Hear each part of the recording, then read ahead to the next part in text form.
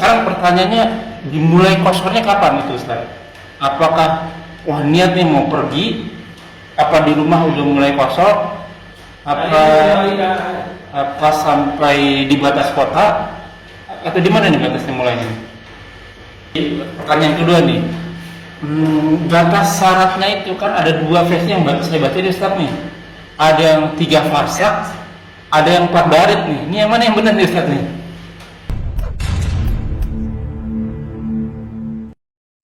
La ilaha illallah Muhammadun Rasulullah.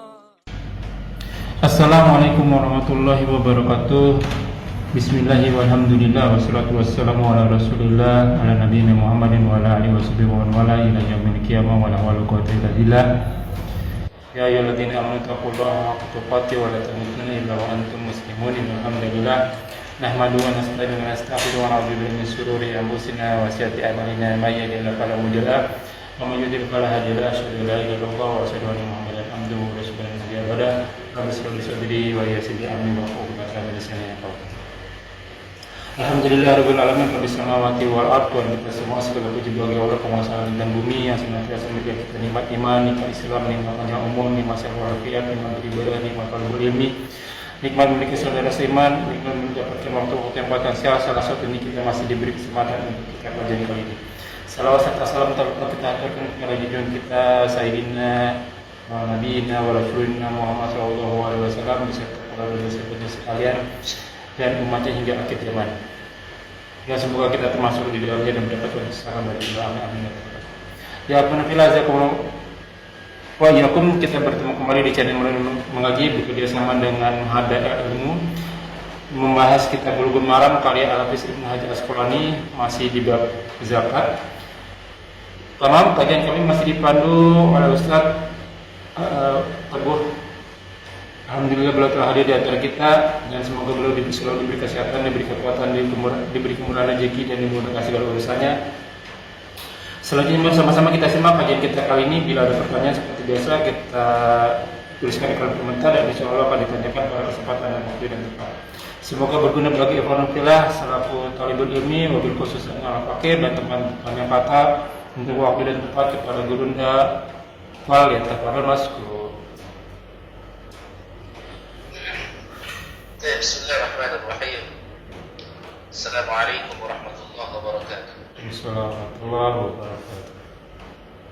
Alhamdulillah wassalatu wassalamu ala Rasulillah nabiyina Muhammadin wa ala alihi wa sahbihi wa man tabi'ahum bi ihsan ila yaumil qiyamah. Ba'du. Alhamdulillah ikhwan dan akhwat rahimani wa rahimakumullah wa pemirsa sekalian yang dimuliakan oleh Allah Subhanahu wa taala. Kita bertemu kembali dalam kajian kitab Bulughul Maram karya Imam Al-Hafiz Ibnu Hajar Al-Asqalani rahimahullah taala rahmatul wasi'ah. Terakhir kita sudah hadis pertama ya, insyaallah taala. Selanjutnya kita masuk ke hadis berikutnya ya. Ya, hadis yang zakat sapi ya Ustaz. Ya. Ada zakat sapi ya. Nah, Baik.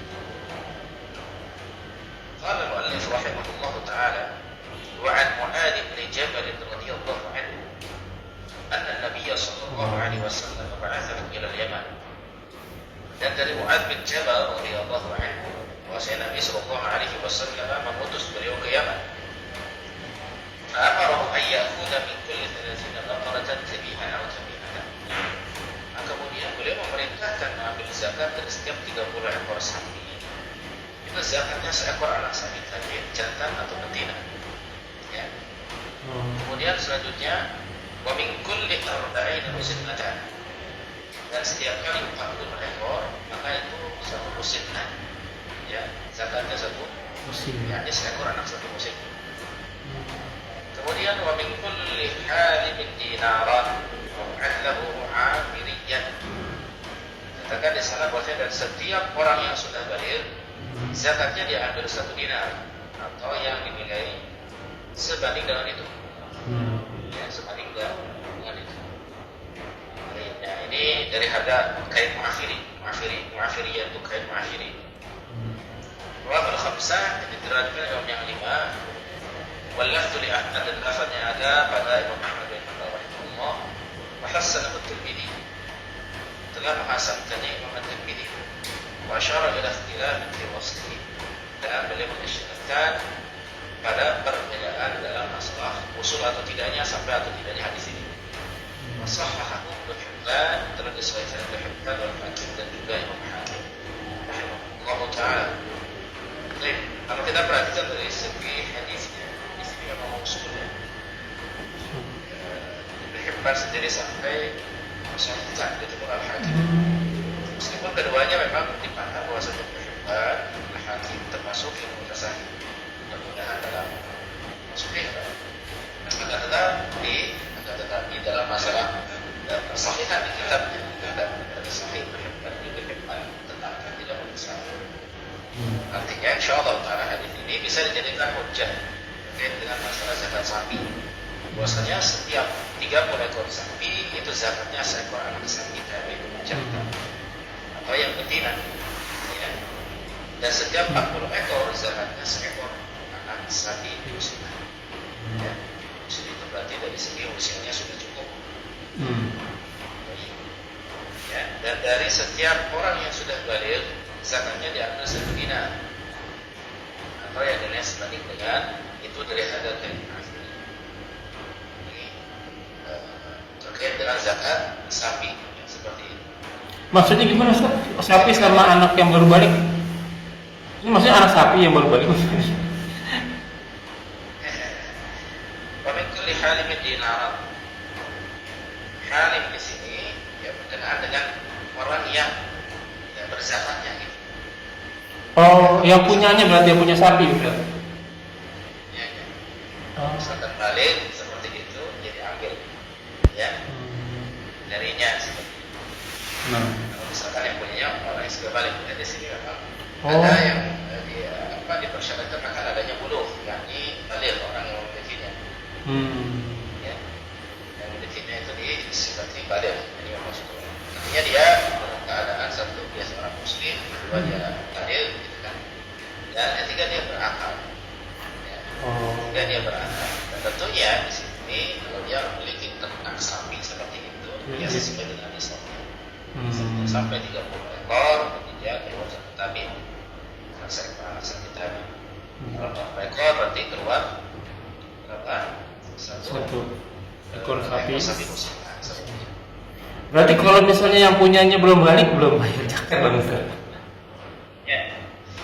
Yang belum balik, maka ya tentunya ya itu belum belum mengeluarkan zakat, belum punya kewajiban untuk zakat. Kalau dia memang punya.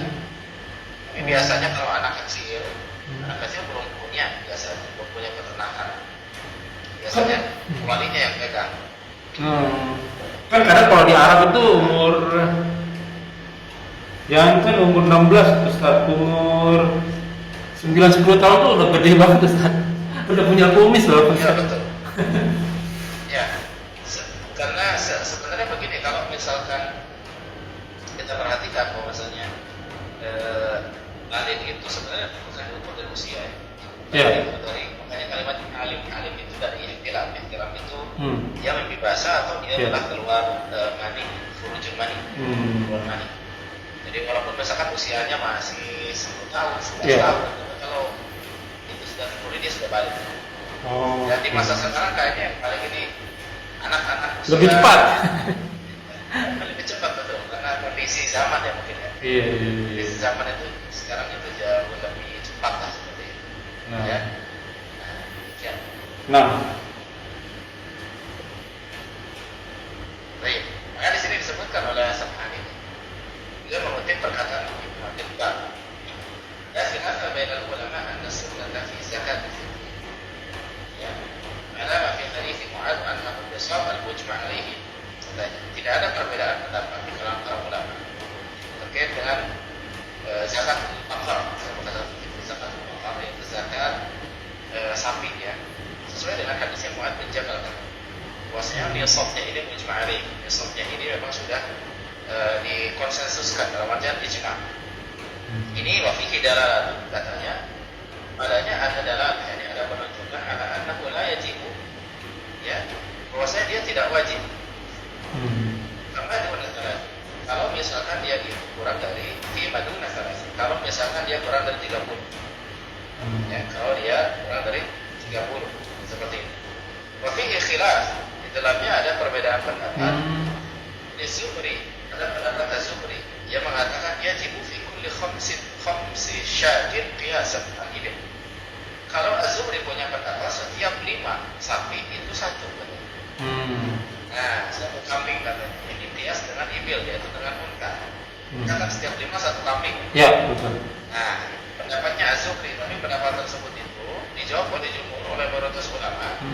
Wa anna nisaba la yahdudu bil qiyas. Nisab itu tidak ditentukan oleh qiyas, oleh analogi. Tidak ditentukan oleh analogi. Nisab itu harus Allah dan Rasul yang menentukan. Betul.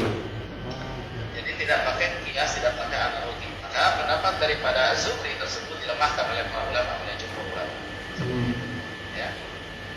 Dilemahkan oleh oleh jumhur ulama seperti itu. Nah, ya.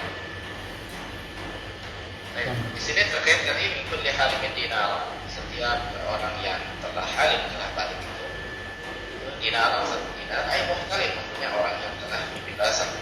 Ya. Jelaskan oleh ini di kitab Subul Salam, insyaallah untuk mau. Memang sebenarnya yang saya jelaskan tadi, maksudnya halim di sini adalah berarti si sakitnya ini yang belum merasakan itu memang sudah halim. Ya. Halim ya seperti itu.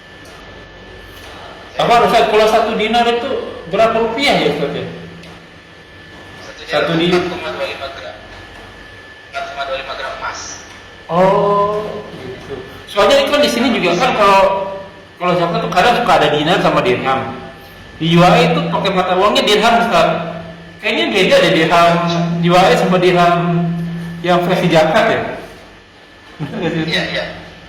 Jadi begini, kalau misalkan di sana dirham memang masih digunakan, ya dia bisa jadi patokan zakat. Yang penting 200 dirham itu masih zakat.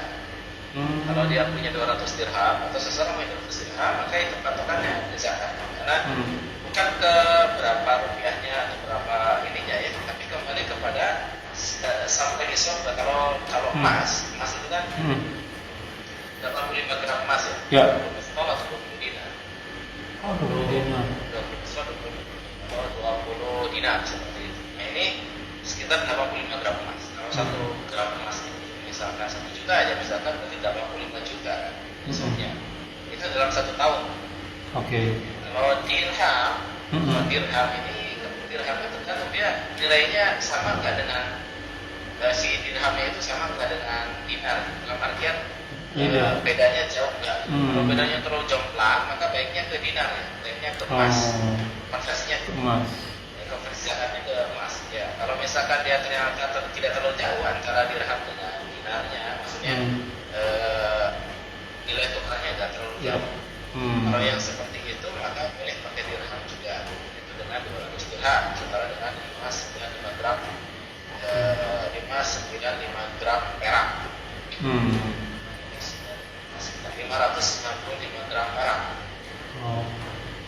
Ya, seperti itu tinggal dikalikan aja. Misalkan 1 gram perak berapa gitu ya. Tinggal dikalikan, nisabnya berarti segitu. Tinggal 2,5%-nya.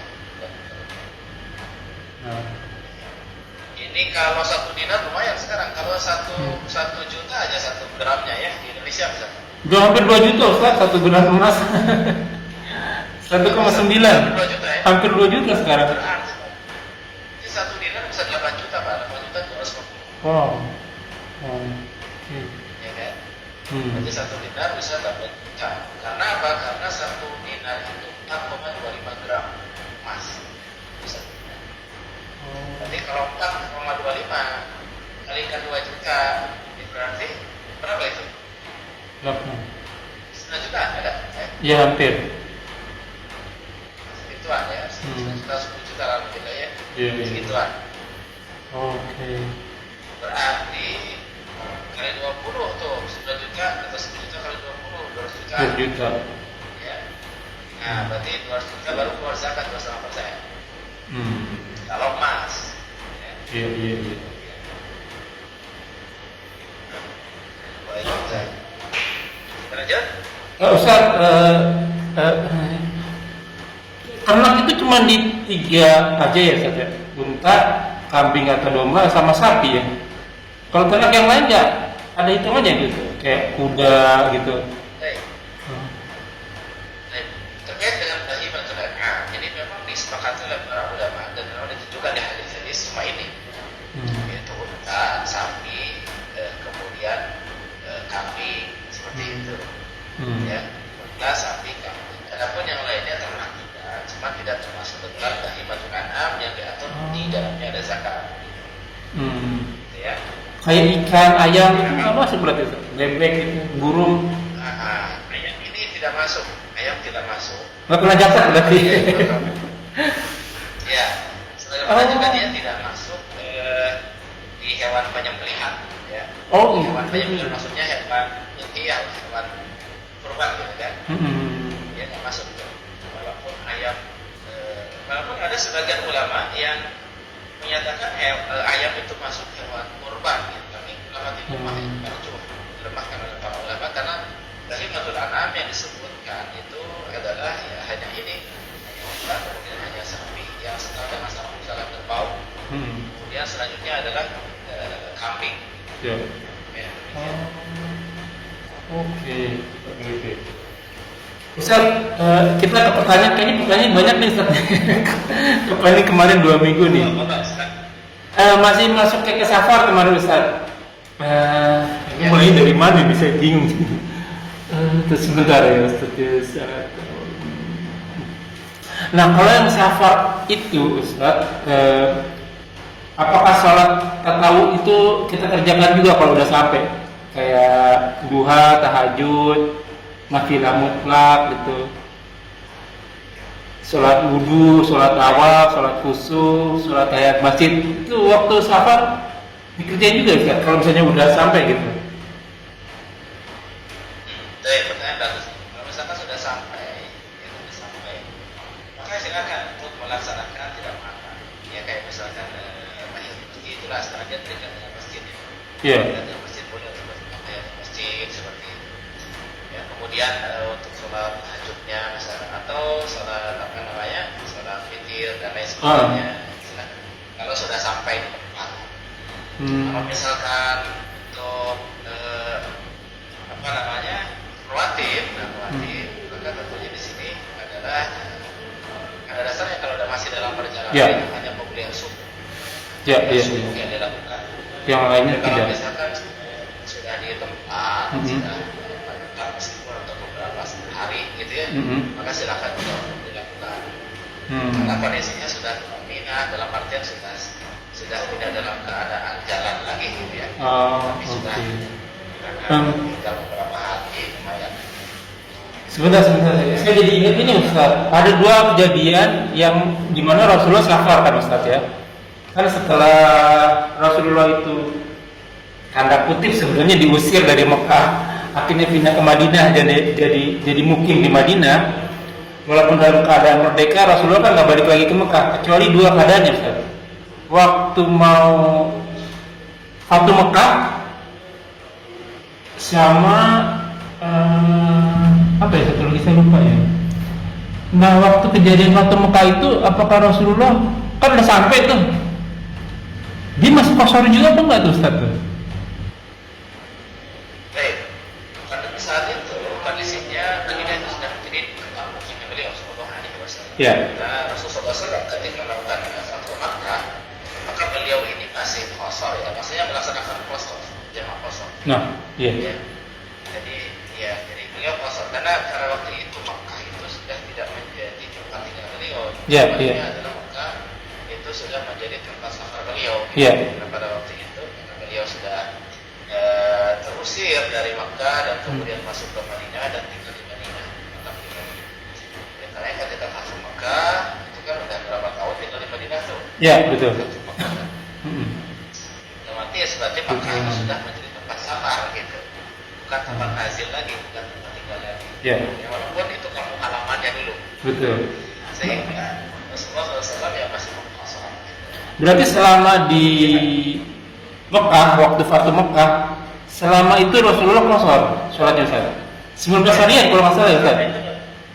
Rasulullah kosong karena kondisinya beliau tidak tahu akan berapa lama berada di Mekah. Oh, oke. Karena kondisi itu. Oke. Ya, kondisinya beliau nggak tahu akan berapa lama di Mekah, maka selama beliau berada di Oke. Mekah dianggap safar terus. Dianggap safar, karena kalau dianggap safar terus seperti itu, maka beliau terus mengkosongnya. Dan itu terbukti di pelaksanaan ibadah haji maupun umroh. Nah, iya betul. Yang kedua tuh ibadah haji sama umroh, nah itu dia tuh yang kedua. Itu gimana tuh Ustaz tuh? Kosong juga berarti. Perhatikan pelaksanaan ibadah haji beliau kan diantaranya beliau itu kan ketika di Mina itu kan jamak kosor ya, salat. Iya. Oh. Saat zuhur asarnya itu di jamak kosor. Kemudian apa namanya waktu itu sempat berganti Khalifah Abu Bakar, Umar masih jamak kosor. Pas Khalifah Utsman, kemudian Utsman melakukan apa namanya disempurnakan jadi 4 rakaat.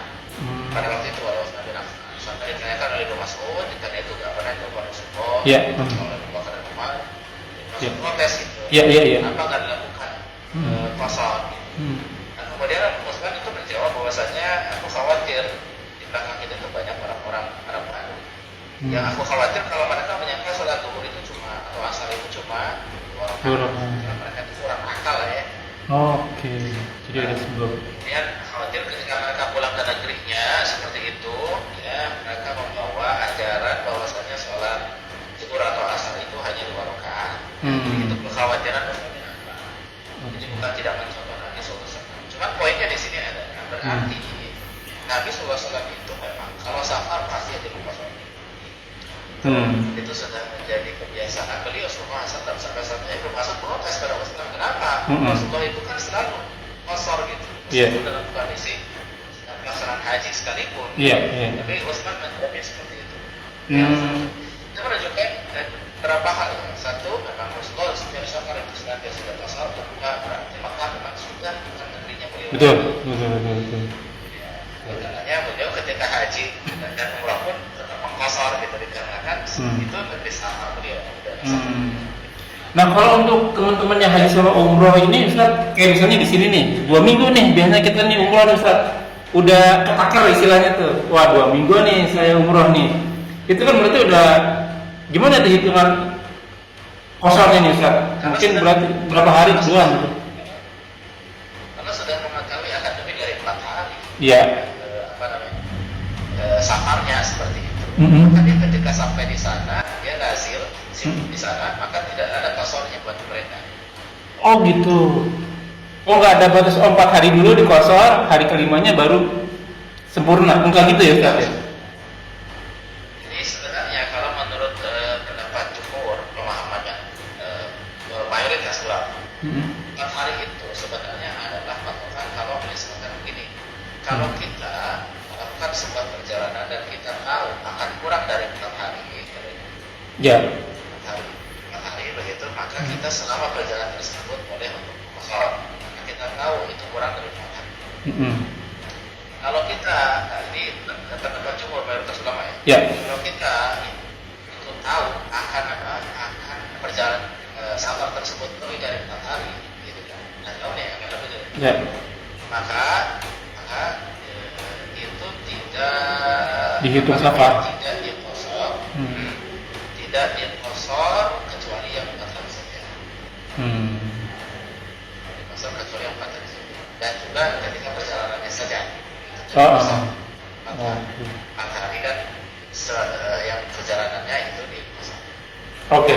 Sementara lewat itu tidak dikosor lagi. Berarti ada 2 ya Ustaz ya. Ada yang udah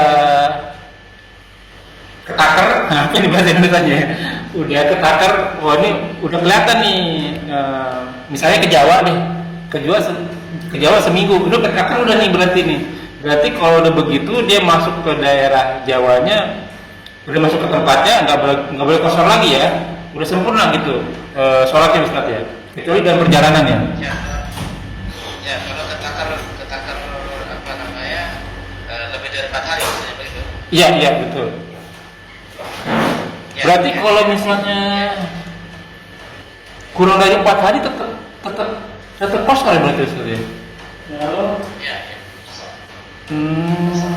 Kalau misalkan tidak tahu akan berapa hari, karena kita urusannya mungkin Iya, iya. Maka yang seperti ini kemudian kosor selama di sana. Oh ya, karena nggak ada planning ya. Ya, karena nggak tahu tuh. Iya, iya. Ketika beliau melakukan pengakuan terhadap Bani Nuqoh, Bani Nadir, Bani Quraidah, kita kan tidak tahu ya sampai berapa lama Iya. pengakuan tersebut beresnya kapan gitu kan. Iya, iya. Maka beliau itu selama di sana walaupun belasan hari terus dikosor gitu. Oh, oke. Nah, sekarang Bahkan sampai berapa hari. nah, Nah, kemudian di zaman Rasulullah SAW pelaksanaan haji dan umroh itu tidak diketahui akan berapa lama.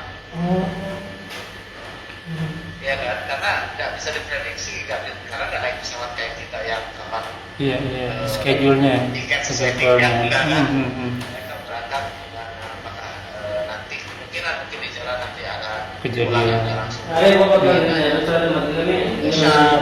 antara mereka mungkin ada yang kemana gitu kan, masing-masing tidak diketahui berapa lama.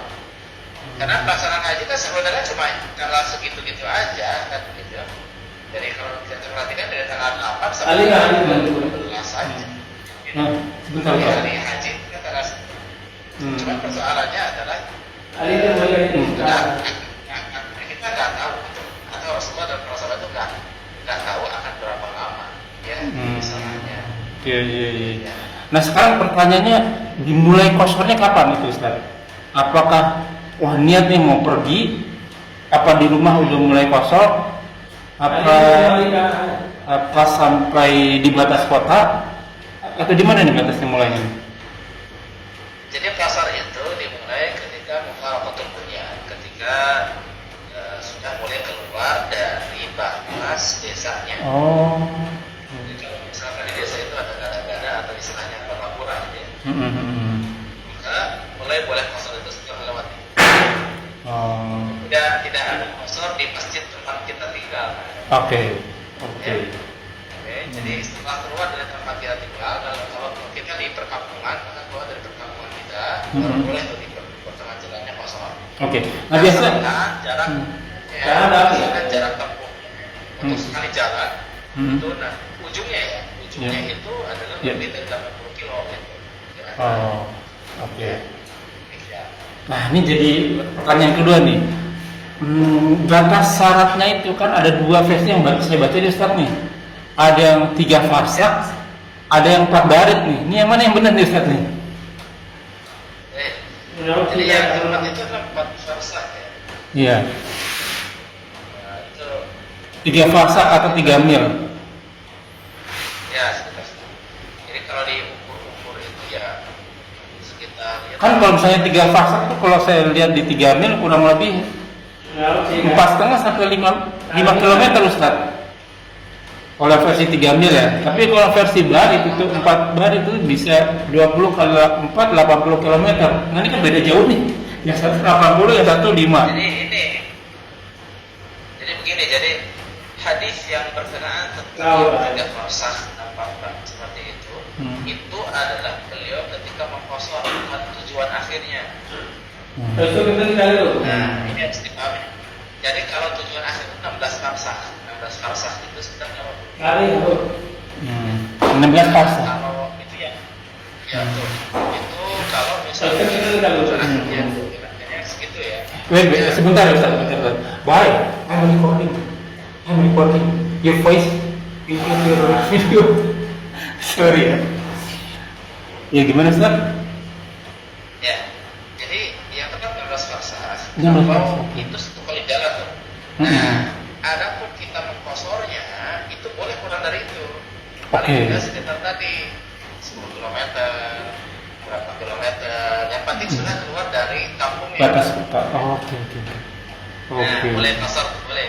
Yang penting tujuan akhirnya adalah 16 farsakh. 16 farsak atau 80 km. Ya. Jadi walaupun belum 80 km, tapi kalau tujuan akhirnya 80 km lebih, maka kita sudah boleh kosor di tengah jalan. Oke. Walaupun jarak baru sekitar 5 kilo atau 10 kilo, yang penting sudah keluar dari kampung gitu. Iya. Walaupun ini tiba-tiba gak jadi nih Ustaz nih. Udah keluar dari batas kota, mau ke Jawa misalnya, ke Jawa Tengah, itu kan masih udah lebih tuh ya Ustaz ya. di tengah jalan, jalan tolnya diblok, nggak boleh, harus balik arah, pulang lagi. Wah, tadi udah sholatnya udah di konser nih, gimana tuh Ustaz? Nggak apa-apa ya itu? Nggak apa-apa. Oh, Itu kan di luar kendali kita. oke. Luar kendali kita. Kita nggak tahu kondisi jalan kan. Tiba-tiba begitu ditutup tolnya atau gimana, sehingga kita jadi balik lagi ya sudah. Kalau Allah masyaallah, apa yang sudah kita lakukan sebelumnya sudah. Innallaha la yudhi'u a'malakum. Allah tidak akan menyia-nyiakan amal kalian kata Allah Subhanahu wa taala. Seperti para sahabat kan sebelumnya berapa belas bulan, 18 bulan itu Baitul Maqdis ya, kiblatnya kan. Iya. Dan kemudian oleh Allah dibatalkan kiblat ke Baitul Maqdis. Oh iya benar. Masjidil Haram kan begitu. Allah katakan bahwasanya Allah la yudhi'u a'malakum. Allah tidak menyia-nyiakan amal kalian itu. Ya, la yudhi'u imanakum. Allah tidak menyia-nyiakan iman kalian, maksudnya sholat kalian yang menghadap ke Baitul Maqdis kan. Nah, itu kan memang demikian. Ya. Nah, Dalam artian ini pun kalau misalnya kondisi kita seperti itu, sebelumnya kita sudah kosong sesuai dengan ketentuan, gitu kan. Tiba-tiba nggak jadi. iya. Nggak apa-apa. Nah, atau kan banjir, Ustaz ya kan, balik lagi. Iya, betul. Oke. Bisa seperti itu. Nah, waktu di konsol itu Ustaz, kadang waktu benar-benar nggak dia ya. Waktu saya jalan Ustaz, waktu mau umroh nih, kebetulan kalau di sini tinggal naik bis doang kok. Kalau dari sini Ustaz, umrohnya tuh di tengah jalan ada orang yang sholatnya turun Ustaz. Dia jamaah, sholatnya turun. Maksudnya turun dari kendaraan gitu ya. Terus dia sholat. Ada juga yang sholatnya duduk gitu. Dia pasti sendirian gitu. Yang satu dia turun jamaah, yang satu duduk sendiri. Ini mana yang afdol Ustaz? Turun dari kendaraan untuk jamaah, sholatnya berdiri atau sholatnya duduk aja gitu? Yang memungkinkan kalau turun dari mobil memungkinkan, artinya dibolehkan oleh petugas jalan waktu itu atau pihak yang supirnya itu artinya mau untuk berhenti di bawah dan itu yang aku yang turun di bawah untuk sholat.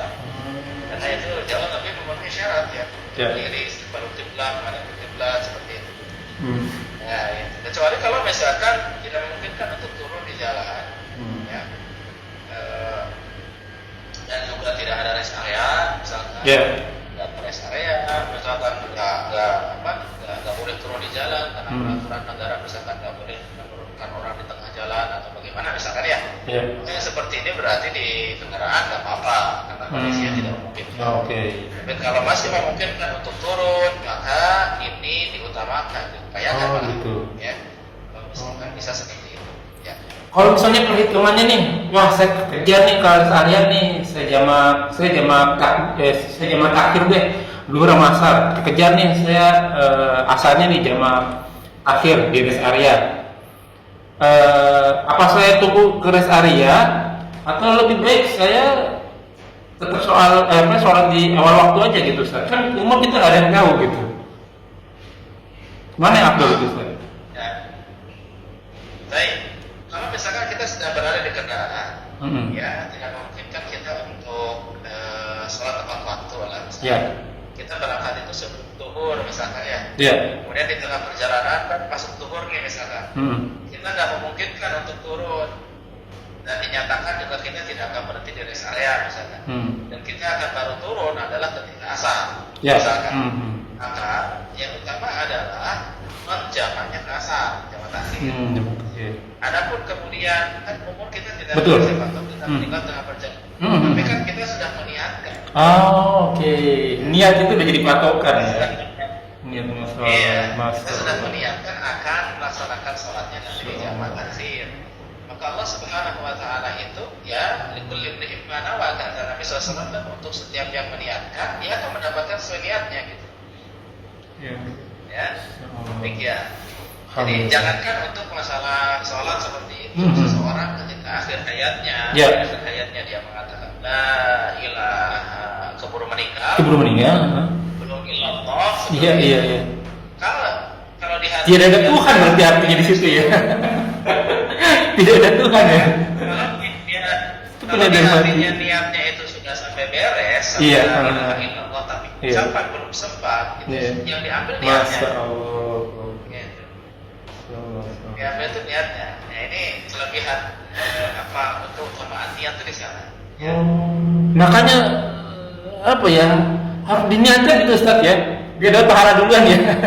Udah invest duluan berarti Ustaz ya. Jadi kan kata Nabi aja, kata Nabi SAW itu meskipun dia baru niatnya saja itu kata balahu hasanah. Kalau misal diikuti balahu hasanat atau asyra hasanat, ya sampai dikatakan bahwasanya dituliskan tadinya itu 10 kebaikan. Itu belum dilakukan tuh, ya. Kalau misalkan dilakukan, sebelum belum dilakukan sudah dapat pahalanya kan? Ya, Kalau ya. dilakukan maka dapat 10 kali lipat atau paling tidak ya minimalnya 10 kali lipat sampai 700 kali lipat, bahkan sampai tidak terhingga. Sementara kalau keburukan baru diniatkan tapi belum dilakukan ya tidak dicatat.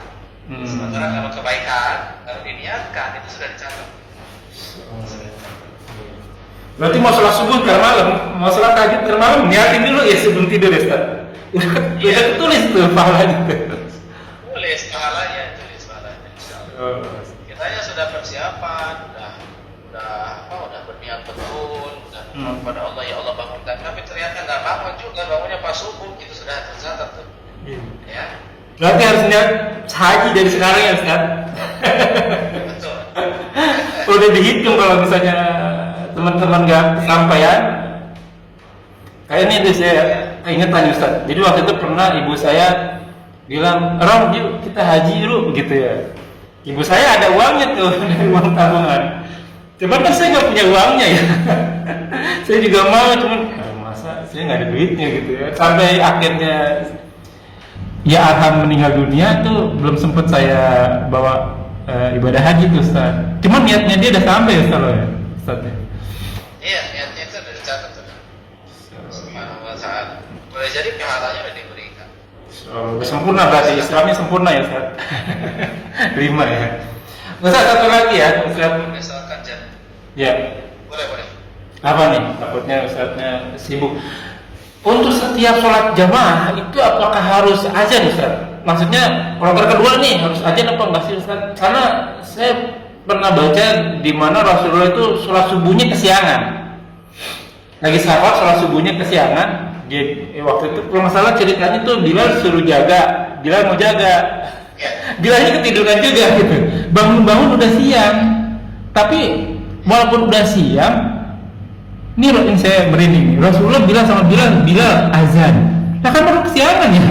Bilal azan, Rasulullah sholat qobliyah subuh dulu tuh. Padahal udah kesiangan Ustaz. Baru koma. Apakah itu menjadi setiap sholat jamaah harus ada azan gitu Ustaz? Baik. Ya, kalau misalkan itu adalah jamaah yang pertama dan tidak mendengar ada azan di sana, Oke. ada. Itu jamaah pertama. Kalau jamaah kedua, berarti sebelumnya dengar azan, ya nggak usah. Gitu. Pakai azan yang pertama saja. Gitu. Ya, itu kan Rasulullah SAW kejadian ya di sebuah wadi, di sebuah lembah gitu kan. Karena semalaman capek ya, betul. Perjalanan jauh habis itu Betul. kemudian kalungnya bunda Aisyah hilang, sahabat nyari kecapean mereka kan. Iya. Kemudian Rasulullah pesan pada Bilal nanti bangunin kan begitu. Iya betul. Ternyata pada waktu itu Bilalnya juga kebablasan gitu kan. Demikian. Nah, kemudian Rasulullah SAW memerintahkan waktu itu untuk berpindah dari wadi tersebut sejenak. Setelah itu Rasulullah SAW memerintahkan kepada Bilal untuk minta wudhu dulu ya. Ternyata airnya pada habis, kemudian turunlah ayat tayamum kan. Kemudian setelah itu Rasul menyuruh untuk Bilal adzan kan gitu. Kemudian setelah itu ya selanjutnya seperti biasa ya. Kemudian iqamah, kemudian setelah itu sholat berjamaah demikian. Nah, dalam hal ini itu dilakukan karena itu jamaah pertama gitu. Dan tidak terdengar makanya ketiduran mereka. Iya. Iya betul. Dan itu di tengah padang pasir gitu. Nggak ada kehidupan. Misalnya Iya. nggak ada yang ngajar. Nggak mungkin nggak ada ngajar ya. Pasti nggak ada ngajar. Iya. Ya. Kalau sekarang kondisinya pasti ya kalau Indonesia ya pasti ada nih Ustaz ya. Walaupun ada jam azan, itu pasti ada azan kan otomatis ya. Berarti kalau misalnya Ya, pasti. oh gini Ustaz, kalau misalnya safar gimana tuh Ustaz ya? Kita nggak perlu azan lagi ya? Karena udah pasti ada azan kan? Ya, gini kalau misalkan kitanya tidak mendengar azan, ya, ketika safar di perjalanan nih, ya nggak mendengar azan karena berada di toangan Pak. Toangan itu Ya, terowongan. apa ya?